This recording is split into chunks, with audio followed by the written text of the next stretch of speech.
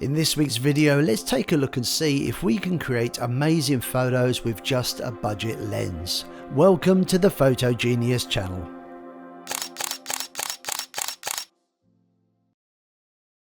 Hi, Paul here from Photo Genius. Welcome to my channel where I share regular photography tutorials designed to help you get more from your digital camera. I do also occasionally do gear reviews like this one. If you are new to the channel, please consider subscribing.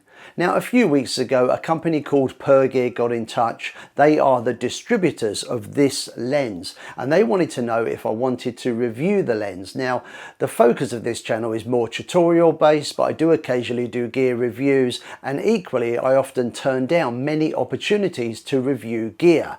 On this occasion, I said yes, and that's because I was really curious. The recommended retail cost of this lens is $329 US. Now, for a 500mm telephoto lens, that is remarkably affordable and is a fraction of the cost of most telephoto lenses offering a similar focal range. So of course, I was curious to see what I could do with this budget lens. Now, a quick disclaimer, neither Pergear or TT Artisan have any involvement with the making or the content of this video. What I say and what I show you in this video is entirely up to me. They are not paying for the video and it is not sponsored in any way. I do, however, get to keep the lens, and I want to talk more about that later in the video. So this is a pre-production version of the lens that I've been trying for a number of weeks. It has a fixed focal length of 500mm. Now, if you're a beginner and you're unfamiliar with the term focal length, it simply means that with a fixed focal length there is no zoom. Typically we call these prime lenses.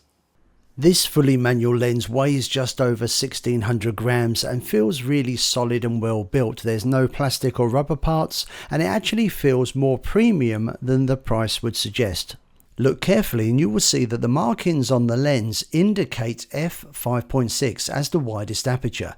This is, however, a pre-production version of the lens and should actually read f/6.3. Adjusting the aperture is done via the aperture ring, and the full range is f/6.3 to 32. You cannot adjust the aperture via the camera because this lens is 100% manual. So here I'm adjusting the aperture using the aperture ring on the lens. And here you can see this is affecting the camera's light meter depending on how big or small the aperture is. But look carefully here and you will see that there is no F number shown on the LCD screen. So the only way to really know what aperture you're using is to look at the markings on the lens. So being a manual lens, of course, there is also no autofocus. If you want to focus with this lens, you simply turn the focus ring. Now, another thing that's missing is image stabilization. So to recap, no autofocus, no image stabilization, and no ability to change the aperture via the camera. These omissions help to keep the cost down. Now, I was really pleased to see that this lens included a tripod mount collar. This is great for better weight distribution and balance. However, it isn't a great design. Now, I was finding that if I rotated the camera, say from portrait to landscape, after tightening the screw, if I adjust the focus ring, which is actually very stiff, sometimes the camera moves. The solution, of course, is to retighten the screw, which should be easy enough, but the design of the screw means it's really hard to get a good solid grip. I wouldn't want to try tightening this with cold, wet hands or wearing gloves. Now, there are 4 different versions of this lens available to fit different camera types. They make an L, RF, Z mount and E mount. Now, E mount is for Sony, that's the lens I'm using, and because I don't actually own a Sony camera, I do want to say a big thank you to Susan from Brisbane Camera Hire for kindly lending me this Sony camera to use while testing the lens. Now, as I mentioned at the beginning of the video, this is a pre-production version of the lens, and when testing I was asked and invited to give my feedback. Now, this is not a perfect lens by any means. It does have some flaws. I want to talk about those in a moment, but first let's take a look at some images and see exactly what it can do. To test the lens, I went down to the bay, just a short drive from the office. A 500mm lens without any image stabilization is incredibly hard to keep steady. Now, the Sony does have in-body image stabilization, and this certainly helps, but as you can see, I'm also using a monopod.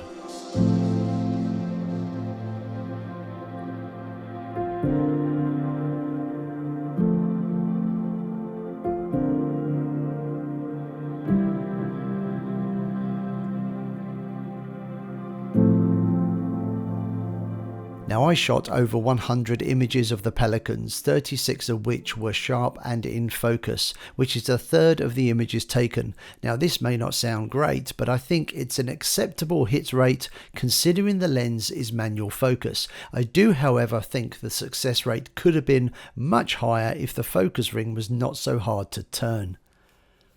Now, the focus ring does the job in that it allows me to focus. That's a given. And from the images that I've shown you, you can see that this is actually quite a sharp lens. However, the actual act of adjusting the focus ring is difficult simply because it is so stiff. I mean, I'm not joking. This is the stiffest focus ring I've ever used in any lens in all the time I've been taking photos. It's crazy.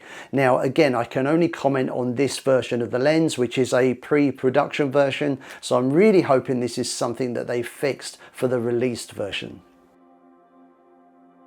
As a way to challenge my manual focusing skills, I also had a go at shooting some boats at the local harbour. With the subject constantly in motion, I found this one really tricky, and of course the stiff focus ring certainly didn't help.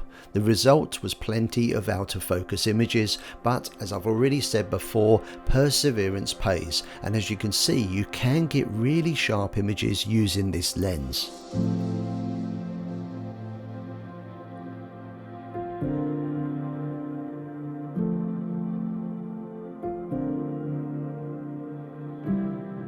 Now, for a budget lens, I was expecting to see some chromatic aberration and colour fringing, but it was minimal and certainly not something I would be concerned about. Turning my attention back to the local wildlife, and I noticed this bird had caught a fish, and I was really happy with these two images.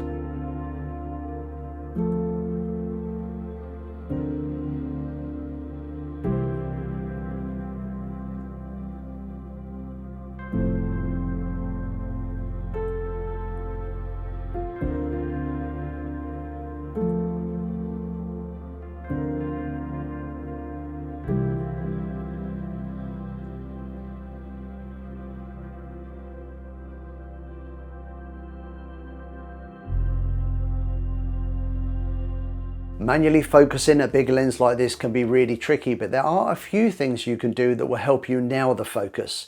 Now, these include using your camera's digital zoom. If your camera has focus peaking, consider turning this one on. And also, if you're using the viewfinder, simply making sure that the viewfinder is adjusted so when you look through, you get the sharpest and clearest view possible. Now, I've made a separate video all about this. I'll pop a link up here, but also at the end of this week's video.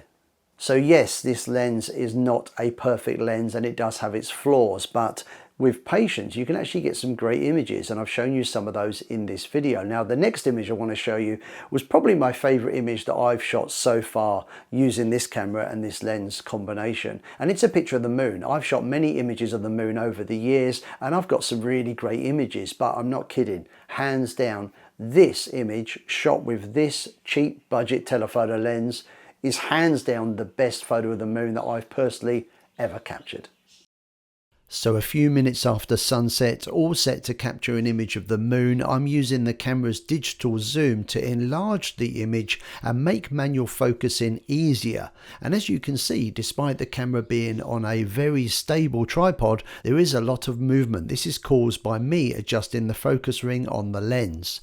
Now, I think this first image looks great, but a little bit later, when the sky was much darker, I managed to get this, and as I've already said, I was very happy with the result. So in summary, who is this lens designed for? Well, if you like taking photos of fast moving subjects, maybe sports photography, then I really don't think this is going to be the lens for you. I just think the hit rate will be way too low.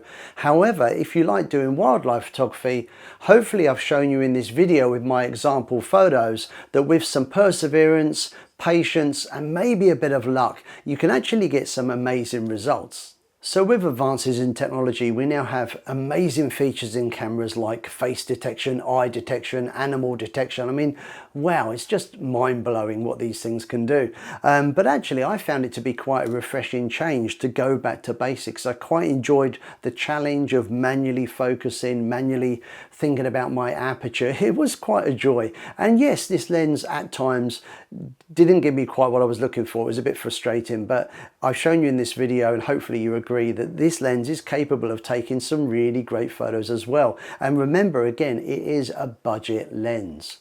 Okay, I really hope you've enjoyed this week's video. If you did, please consider giving it a thumbs up because it does help the videos get noticed, and consider subscribing if you want to see more from me. That's about it, other than to say thanks again for watching, and I hope to see you again sometime soon. See ya.